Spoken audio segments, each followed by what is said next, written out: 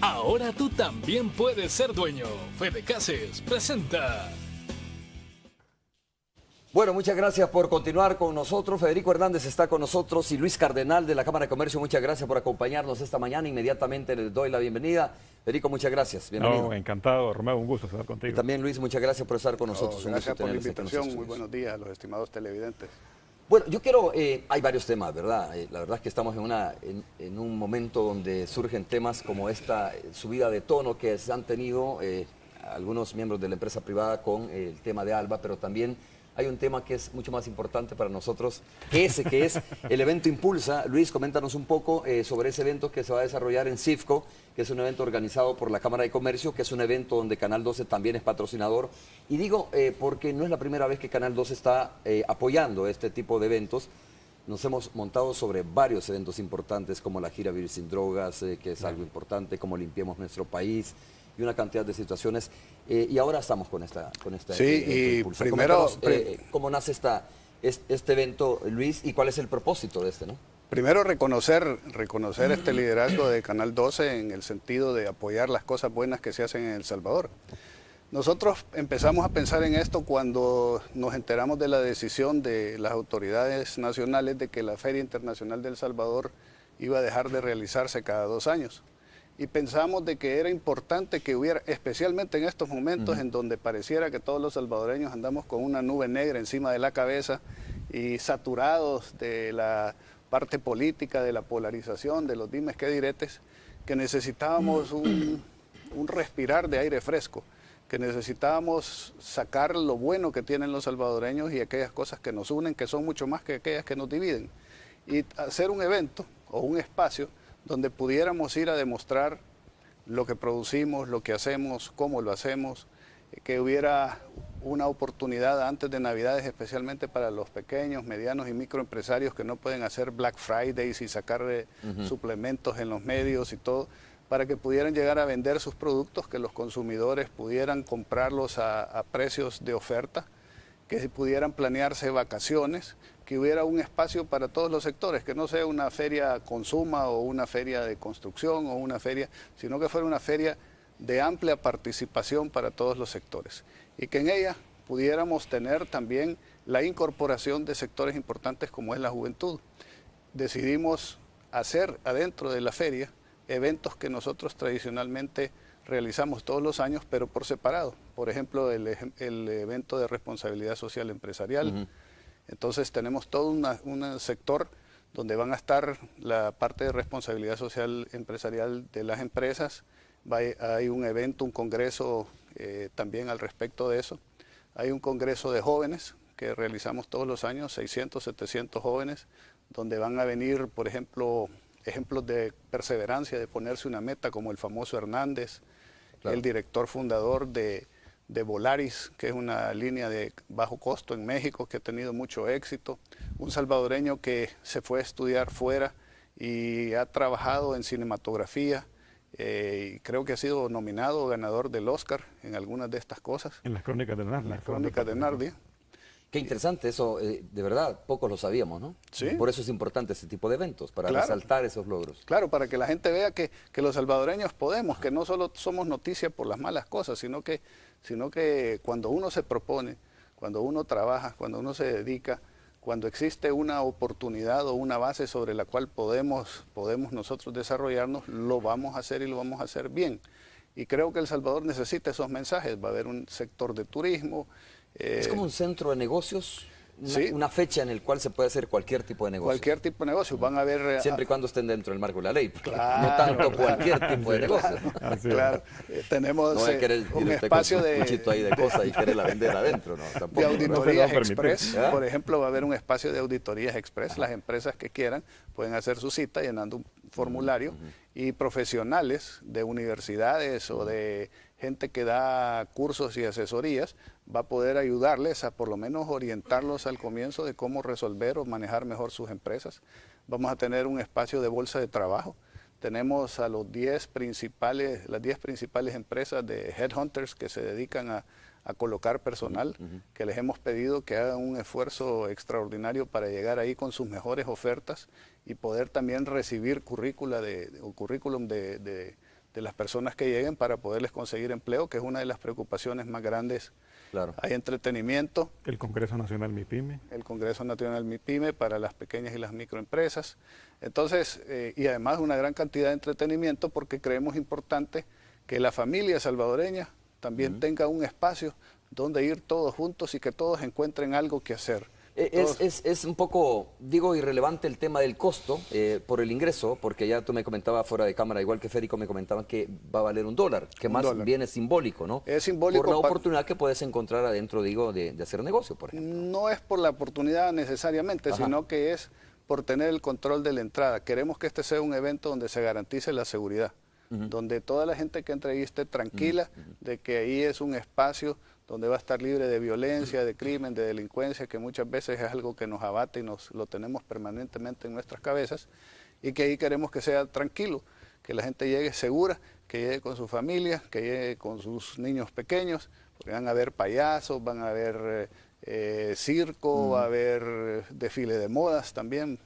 Las noches de compra. Federico, se supone que esto al final se pretende como que sea una tradición, que se vuelva una tradición. Exactamente, Romeo, esa es la idea. Ese sería Impulsa 2013, por ahora decir algo. vendría siendo esto lo que ya decía nuestro presidente. Impulsa El Salvador, se llama. El Salvador. Sí, 2013, pero la idea es que año con año lo tengamos y que venga a sustituir de alguna manera lo que ya se había convertido en una tradición, que era la famosa Feria Internacional del Salvador, ¿verdad?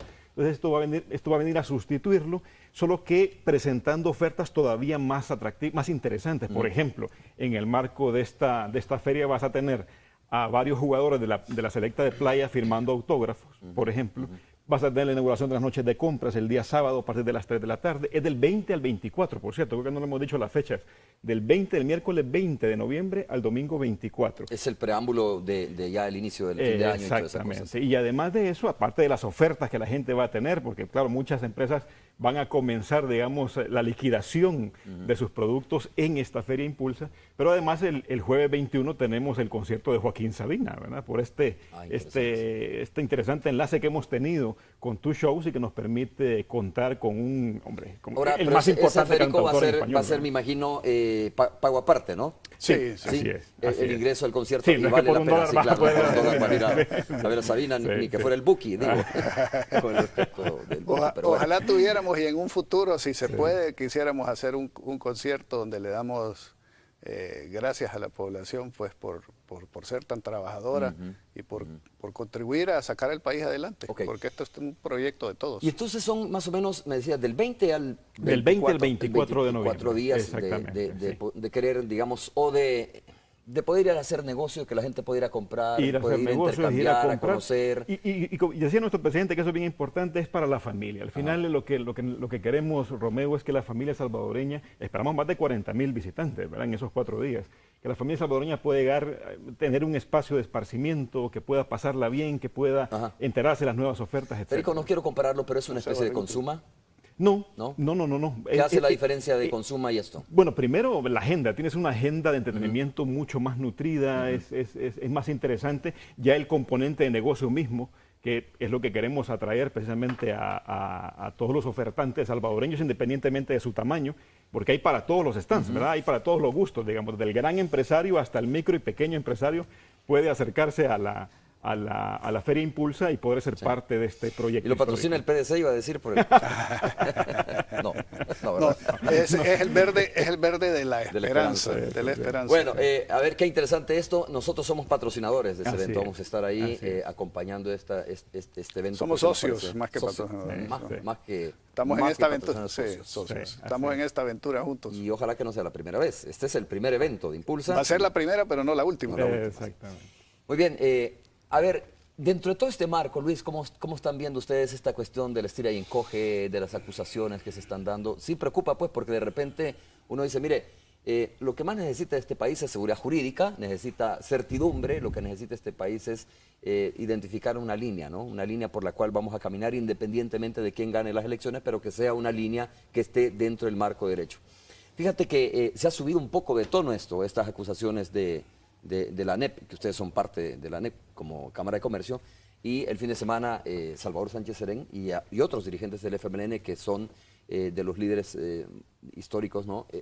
subieron un poco más el volumen y dijeron, es que esto es una práctica terrorista la que está haciendo la ANEP de alguna manera, porque está acusando sin fundamento, están las instituciones como la Superintendencia de Competencia y la Fiscalía misma que tienen que hacer su papel, pero bueno, esta cosa no le ayuda mucho al país, pienso yo, bueno, particularmente, no, y creo que así lo piensan la confrontación irracional y el hacer ataques que no tienen fundamento sí daña al país, pero más lo daña el hecho que permitamos que se violen las leyes, que se rompa la competencia leal, que se utilicen fondos de gobiernos extranjeros para beneficio de un partido político para comprar voluntades, que se violente la legislación nacional y que no exista la transparencia suficiente para podernos dar cuenta a dónde se está yendo esta gran cantidad de recursos.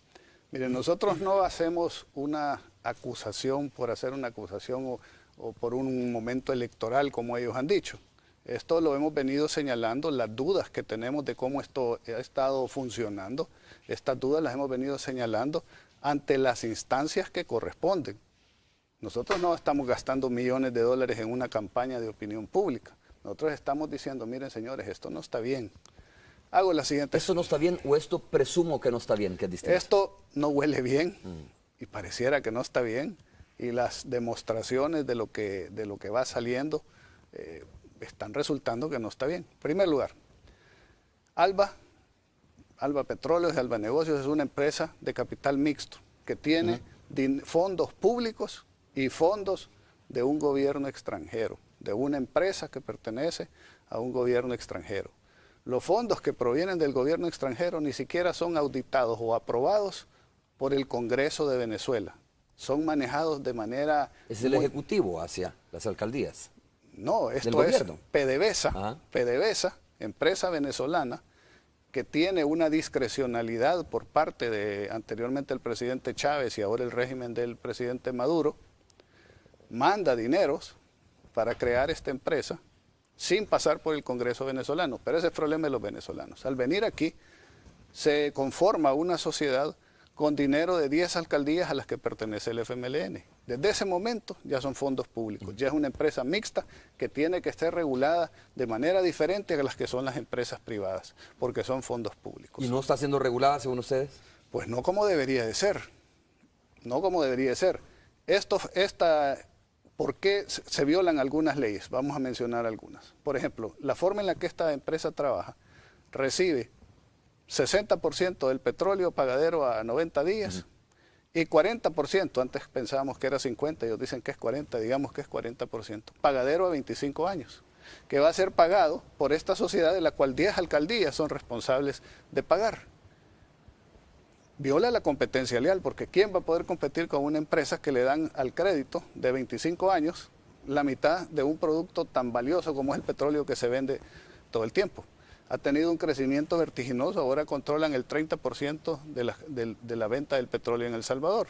Son 1.600 millones de dólares al año, 550 millones de dólares son manejados Luis, por el... ¿No es miedo a la competencia? Porque, ¿sabe qué? Hay muchos salvadoreños que dicen, mire, a ver, lo que pasa es que por fin hay alguien que está haciendo competencia en el mercado de los hidrocarburos, que está haciendo competencia en el tema de las semillas, etcétera, y no les gusta, ¿no? Cuando vinieron les dimos la bienvenida, pero después al ir viendo que es una empresa de capital mixto donde se está endeudando a las alcaldías, en este caso del FMLN, porque fíjate que cuando gana un partido opositor al FMLN, la alcaldía que pertenece a Alba Petróleo, inmediatamente la cambian para que nadie se dé cuenta de cómo se maneja eso.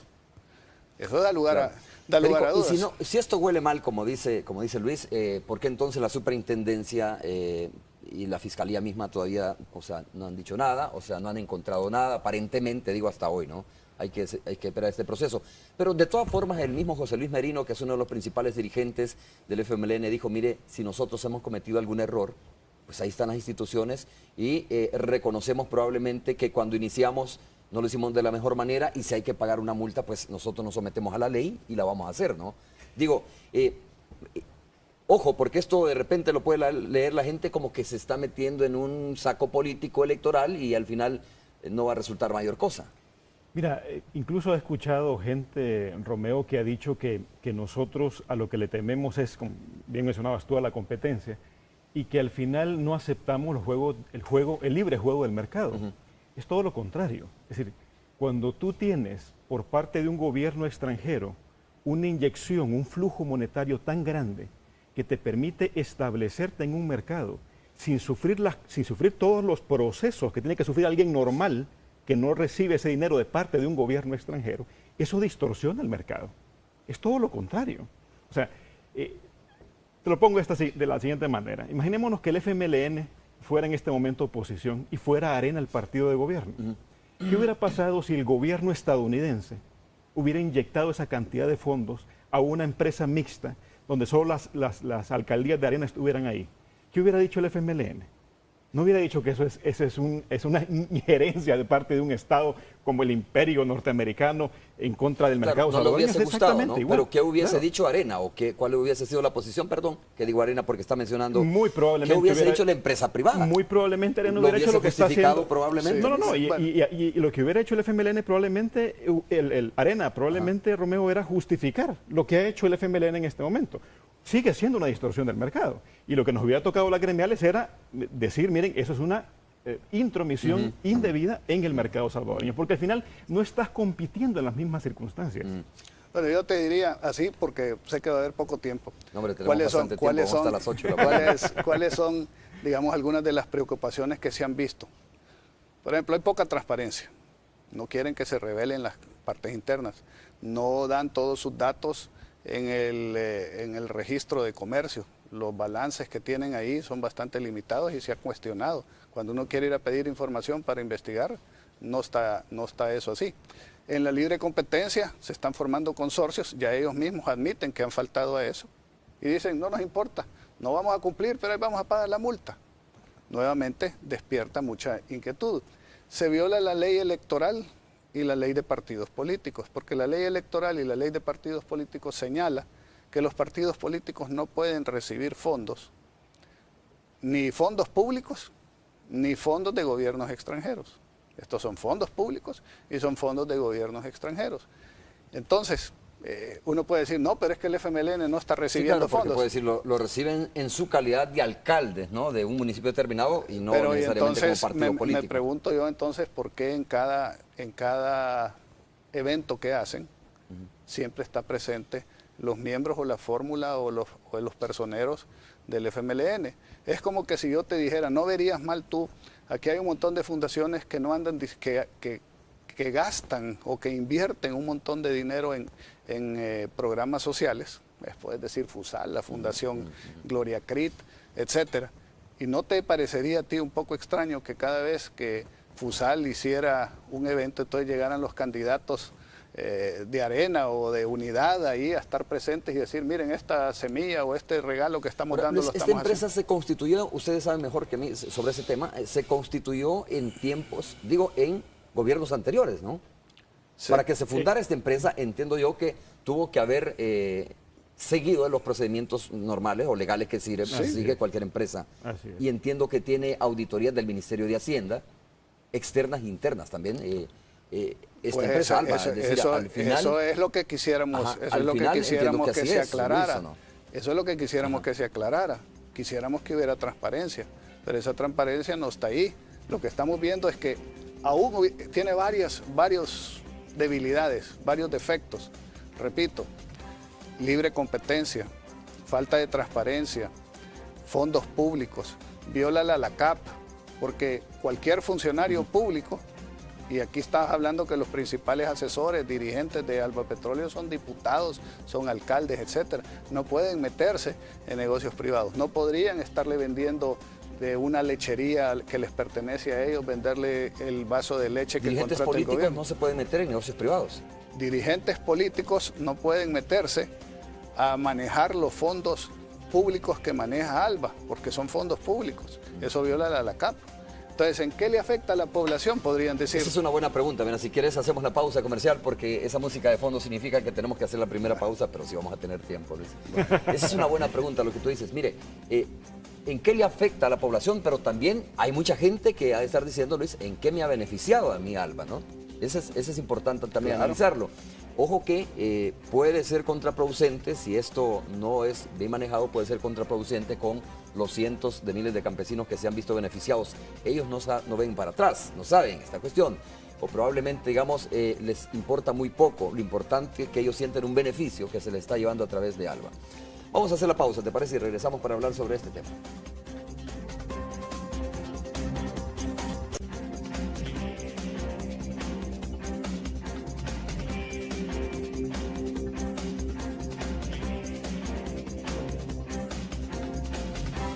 Bueno, estamos de regreso, Federico. Solo para ir terminando este tema, hay dos aspectos importantes. Uno de ellos es que este tipo de situaciones también funcionan con otros países. Habrá algunas diferencias que ustedes las conocen mejor. Pero lo otro también es que, ¿y la gente qué piensa de esto? Te pongo un ejemplo. De repente se anuncia y se ha dado a conocer ya que el próximo año va a comenzar a operar Beca, ¿no? Que es una línea aérea de bajo costo que va a funcionar, entiendo, principalmente aquí en Centroamérica. Y luego se puede extender a otros lugares. Entiendo que el costo de un pasaje, por ejemplo, hoy mismo a Honduras, Costa Rica, Nicaragua, anda sumamente elevado para ir, por ejemplo, a hacer turismo, por decirlo, turismo o de negocios. A Honduras te puede costar hasta $300, $400 o algo similar. Si entra Beca, podría costarle, a ver, $90, $60 el pasaje. Lo mismo puede estar pasando en el campo. La gente no tiene oportunidades fácilmente o probablemente para poder accesar a un crédito, pero viene ALBA y les está ayudando a cientos de miles de personas fuera, campesinos sobre todo, digo, y se sienten beneficiados. ¿No es peligroso pelearse con esto? Mira, te lo comentaba un poco, Romeo, para ilustrarlo, porque nos comentabas también extra cámara, si tienes toda la razón. Antes este tipo de populismo también se hacía, claro. Y es cierto, es decir, la gente venía, regalaba gorritas, regalaba camisetas, les voy a hacer un puente, les voy a poner la cancha para que jueguen sus hijos, en fin, voten por mí, ¿verdad? Era un populismo tercermundista, pero seguía siendo... Y solo te aclaro que yo no estoy diciendo que esto es populismo, esa es una cuestión que al final ustedes lo manejan mejor, porque si era populismo regalarle un cántaro a una señora, ¿verdad? Claro. Y de repente vas a pedirle el voto, pero esto es más que un cántaro. Sí, así es. Esa es una cuestión que sí le puede cambiar a la gente su forma de vida. Y yo te comentaba entonces que ese era un populismo tercermundista, un tipo de populismo pobre, digamos, y ahora lo que vemos es un populismo millonario, ¿verdad? Porque tenés un flujo de dinero tan grande, proveniente, repetimos, de un gobierno extranjero, que ahí es donde comienza la distorsión, ¿verdad? Que puedes hacer lo que te dé la gana, ¿verdad? Y hay que tener mucho cuidado, ciertamente, con este tema, porque claro, al final la gente, mucha gente en el interior del país, sobre todo en el interior del país, Romeo, lo que quieren es ver sus problemas resueltos, ¿verdad? El día a día resuelto. Y muchas veces el populismo político lo que busca es eso, resolver el día a día, pero hipotecando el futuro de esas mismas personas. Porque al final termina siendo lo mismo, ¿verdad? Veamos el caso de Venezuela. Así comenzaron. Sí, comenzaron regalándole un montón de cosas a la gente. Y en este momento hay granos básicos que tú no puedes encontrar en el mercado venezolano. O sea, entonces, ¿en qué terminas? Hoy resolves tu problema, pero hipotecas completamente el futuro tuyo y de tu familia precisamente por estas distorsiones enormes en el mercado. En el caso, por ejemplo, de los precios de los boletos aéreos, nosotros como Cámara de Comercio hemos hecho un trabajo que lo presentamos el año pasado, ¿verdad, Luis? Donde explicábamos qué tipo de cambios de leyes había que hacer precisamente para abaratar los costos los boletos aéreos en el caso de El Salvador en particular. Para abrirse la competencia. Pero de nuevo, es apertura a la competencia, es favorecer el mercado, la libre competencia real.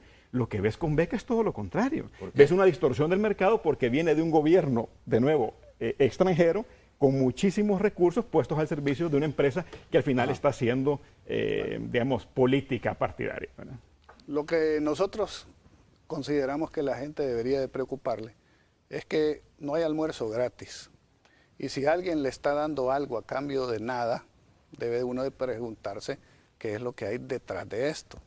Aquí se está comprometiendo, en primer lugar, la posibilidad de que haya opciones, que haya libre competencia y que en un futuro la gente pueda desarrollarse, crecer, comprar, escoger, porque una empresa dominante que tiene recursos abundantes que provienen de una manera cuestionable de un gobierno extranjero, está no haciendo crecer el mercado, sino tomándose el mercado y sacando del mercado a un montón de gente que no puede competir en esas condiciones. ¿A quiénes se ha sacado hasta hoy? Bueno, hay un montón de empresas que han quebrado. Han quebrado y además van acompañadas, que es el otro punto que mencionábamos nosotros, que la población debe de preguntarse, ¿qué hay detrás de esos regalos? ¿Qué le van a pedir?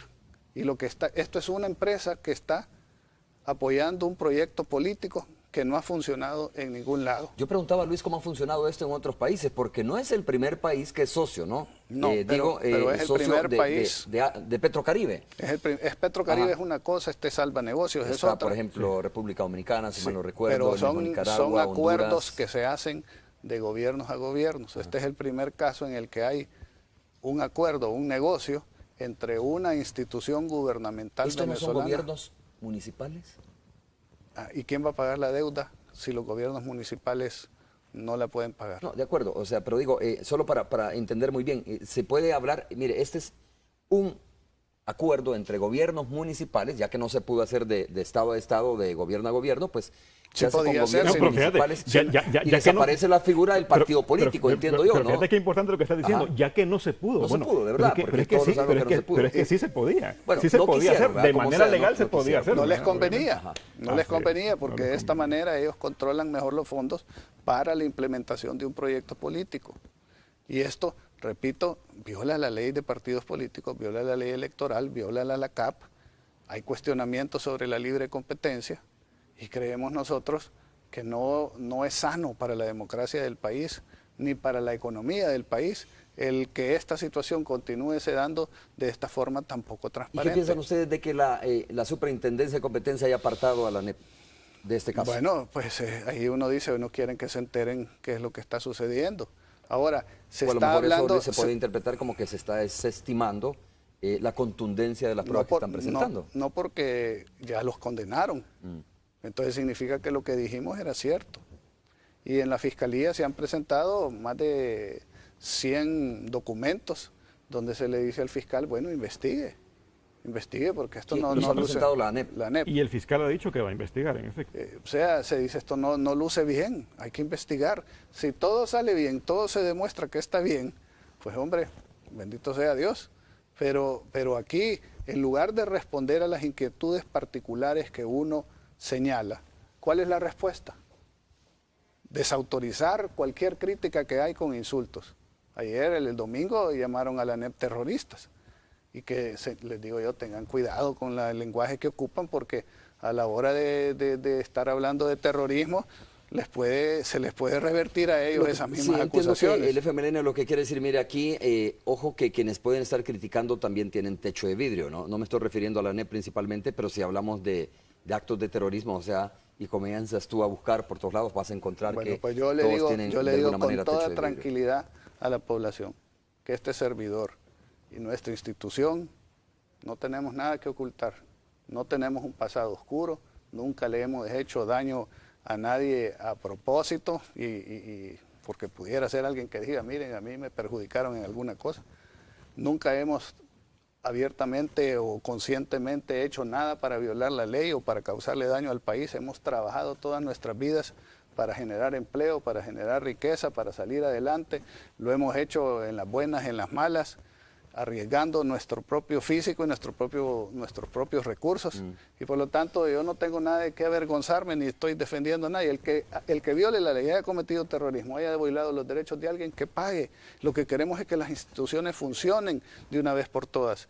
Pero aquí el argumento que se da es, miren, como en el pasado se hizo, en el pasado alguien hizo, o fulano de tal violó tal cosa, entonces, ¿por qué se están quejando ahora? Bueno, porque si en el pasado se estuvo mal, eso nos llevó a una guerra, nos ha llevado a esta situación donde tenemos tantos problemas que parecieran no resolverse y no queremos que esto continúe así para nuestros hijos. Si hicimos un error en el pasado, aprendamos de él, corrijámoslo y no lo volvamos a repetir en el futuro. Eso es lo que estamos diciendo. Entonces, cuando uno señala un problema, yo quisiera que dieran argumentos, no que dieran insultos y desautorizaciones, porque eso no nos lleva a resolver nada. Lo estamos haciendo de manera civilizada, educada, por los canales correspondientes, probando si las instituciones funcionan y aquí estamos poniendo a prueba estas instituciones que están cuestionadas precisamente por ese proyecto político que se las ha querido ir tomando para poner a las instituciones al servicio de ese proyecto político, así como trataron de hacer con la Corte Suprema de Justicia, como han hecho en el Tribunal Electoral, como han hecho en el Consejo Nacional de la Judicatura, donde vemos nosotros claramente que se ponen a personas ahí que estén vinculadas al proyecto político para estar ahí al servicio de ese proyecto político, no al servicio de la población. Entonces, nosotros como ciudadanos, ¿qué podemos hacer? Aceptarlo, decir que todo está bien, acomodarnos, hacer negocios y ganar plata. Ese es un tema, Federico, complicado, ¿no? El hecho de que una persona pertenezca a un partido que ya se ha dado en el tema de la Corte Suprema de Justicia, se le debe descalificar por su capacidad realmente de decir, mire, es que esta persona está ahí y si tiene un vínculo partidario, una simpatía, lo que sea, afiliación, inmediatamente está descalificado y no tiene la capacidad para poder resolver apegado a derecho. Hay que hacer una diferencia entre simpatía y afiliación. Uno puede tener simpatías, por supuesto, y además eso cómo lo comprobas en el caso de la simpatía, ¿verdad? Pero el caso de la afiliación, bueno, el expresidente de la Corte Suprema de Justicia es que lo admitió públicamente. Y ojo, que la Sala Constitucional, Romeo, en su fallo... y dijo además que no se arrepiente. Claro, además que no se arrepiente, y lo cual, por cierto, en su libertad está, ¿verdad? Y los estatutos del partido dice que el que pertenece al partido debe ser obediente a los mandatos del partido. Claro. Así dicen, en los estatutos del FMLN. Sí. Y el fallo, te comentaba, Romeo, de la Sala de lo Constitucional no dice que cualquier funcionario público no puede ser militante, no. Ojo, está hablando de aquellos cargos sensibles, sobre todo en el tema de la justicia, y que podrían en un momento dado derivar en un desbalance respecto a la justicia para cualquier actor político. Eso es lo que sucede. Al final, el presidente de la Corte Suprema de Justicia, que es el máximo garante de qué es constitucional y qué no constitucional en El Salvador, no puede ser militante de un partido político. Eso está claro. Mira, yo te comento una cosa. Hace 2 semanas tuvimos oportunidad de recibir en la Cámara de Comercio a unos empresarios austríacos. Y me acuerdo que uno de ellos nos decía, mire, nosotros queremos venir a invertir, pero nos damos cuenta que en El Salvador están discutiendo si el presidente de la Corte Suprema de Justicia debe o no ser miembro de un partido político. Eso en Austria lo discutimos hace 50 años, claro. Y quedó claro que no puede ser. No puede ser que el máximo juez del país sea militante de un partido político. ¿Cómo es posible que lo estén discutiendo ustedes en los umbrales del siglo XXI, un tema como ese? Pero, Federico, yo tengo que preguntar francamente esto, ¿no? Porque... o si no, en los corrillos o pasillos políticos, como lo llaman, pues se comienza a especular un montón de cosas, se comienza a decir un montón de cosas, y al final hay gente que dice, mire, lo que pasa es que están siguiendo una agenda política partidaria también. Lo hago ahí ustedes, yo no me lo estoy inventando en este momento, ¿no? Esa es la manera han dicho realmente de mismo. que la Cámara de Comercio, bueno, principalmente la NEP, no la Cámara de Comercio, pero la NEP en términos generales responde a una agenda política, porque de repente ahora sí resulta que es malo que alguien esté al frente de una institución tan importante como la Corte, ¿verdad? Cuando antes eso era la práctica, cuando antes en otros gobiernos era la costumbre de copar los 3 órganos del Estado, incluso la Corte de Cuentas, tú te recuerdas muy bien esos casos. Y entonces nadie decía nada, ¿no? Y estuvo mal hecho, no hay ninguna duda, pero mira, al final, Romeo, siempre lo mismo es la descalificación del mensajero y no el mensaje, no el contenido de lo que estamos diciendo. A ver, es bien claro en el caso de la ley de partidos políticos, ¿viola o no viola la ley de partidos políticos que un partido político, y sobre todo en el gobierno, esté recibiendo fondos extranjeros, de un Estado extranjero? ¿Viola o no viola la ley de partidos políticos? Esa es una pregunta bien básica. No es necesario ser de arena o no ser de arena para tener esa inquietud. ¿Por qué no la responden claramente?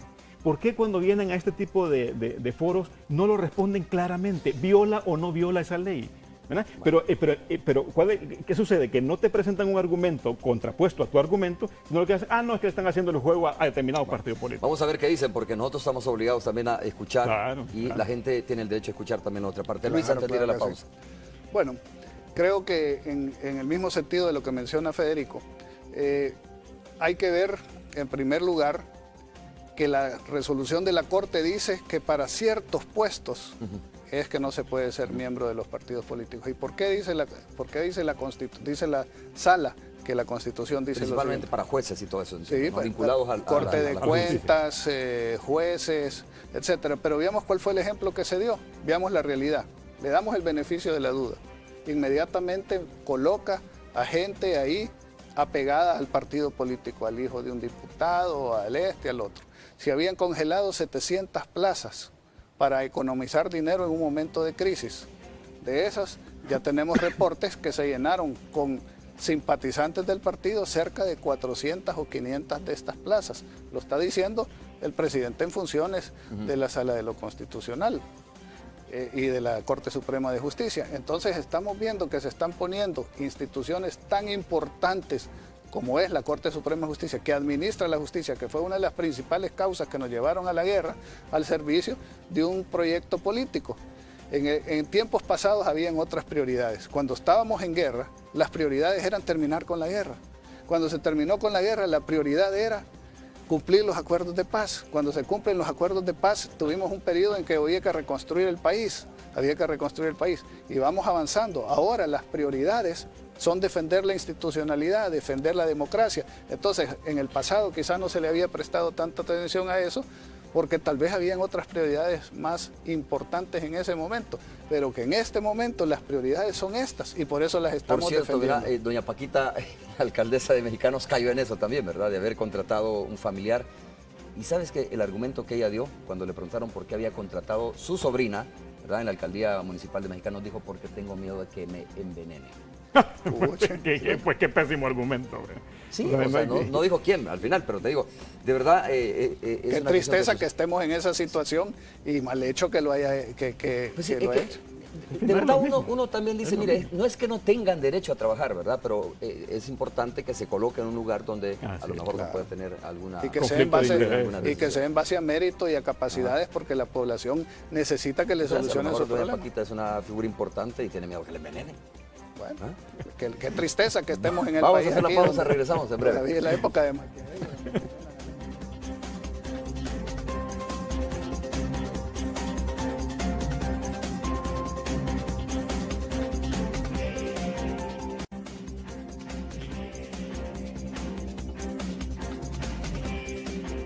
Muy bien, vamos a conocer algunas de sus opiniones a través de las redes sociales. Enrique Padilla dice: ¿quién va a invertir en el país entonces?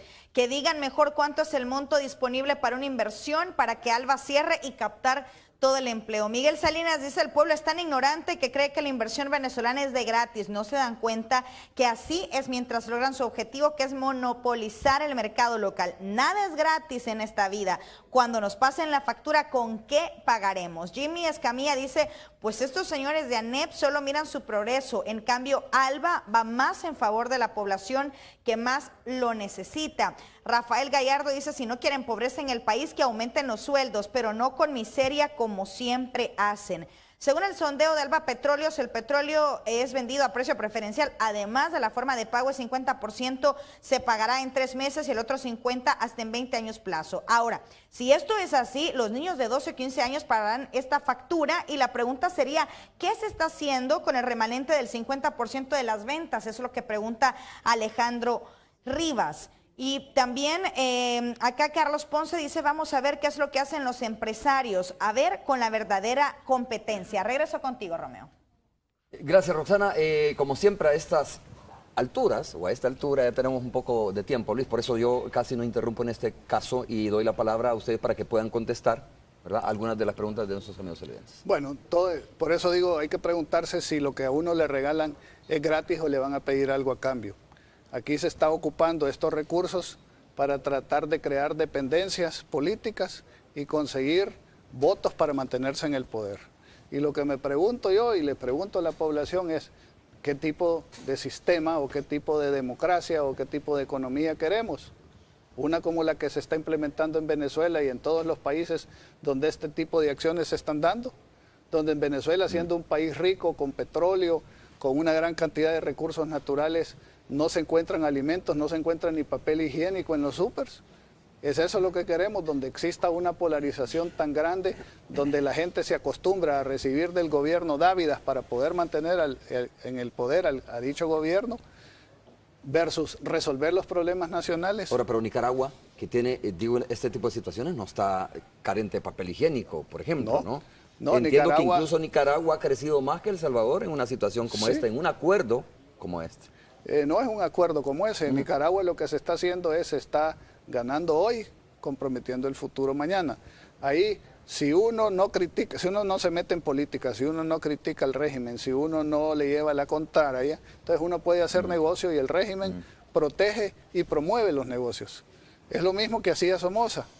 Es lo mismo que hacen cualquier dictador hasta que llegue el momento en que la oposición dice, miren, ya queremos algo nuevo. Y entonces lo Federico, quieren ¿y no es quitar. no es la misma lógica esta de que al final cuando adquirís préstamos internacionales, pues sí, también estás comprometiendo el futuro de tus hijos porque esos préstamos no los pagas mañana, los pagas a 20, 30 años. Pero y al supuestamente final son ¿no para es lo mismo? proyectos nacionales, Ajá. aprobados por la Asamblea Legislativa. Así Hay es. control. Pasan por la O sea, Asamblea. hay un sistema de controles que te permiten incluso rastrear qué se hace con esos recursos. Pero fíjate que Alejandro Rivas hace un análisis bien interesante, porque el remanente del 50% ¿a dónde va? Y él comenta algo que es cierto. Esto es endeudar a todos los salvadoreños que en este momento son menores de 15 años. Eso es lo que estamos haciendo en este momento, solamente con el tema del petróleos. Entonces, de nuevo, ¿son o no son este tipo de inquietudes válidas? Por supuesto que son válidas, lo que tendrían que hacer es responderlas de manera directa. Yo quería comentar algo porque el tema de empleos, que siempre sale a relucir.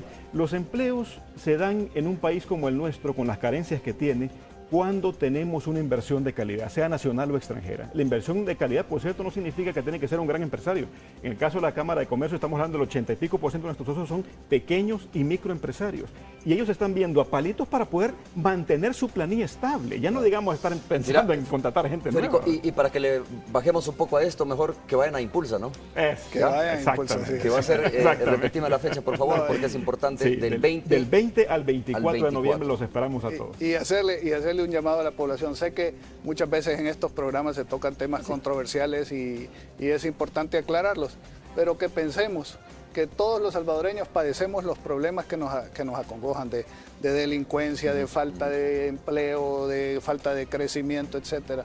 Pero como buenos salvadoreños tenemos que concentrarnos en aquellos que nos unen, que tenemos mucho más cosas en común que aquellas que nos dividen, que pudiéramos sentarnos a crear una visión de nación. Hay que buscar la unidad. Hay que buscar una visión de nación. No, ¿por qué no? Hay que Sí, buscar la hay unidad. que unir al país, por Hay supuesto. que unir al Muchas país. gracias. No sé si buscar la unidad, pero hay que unir al país.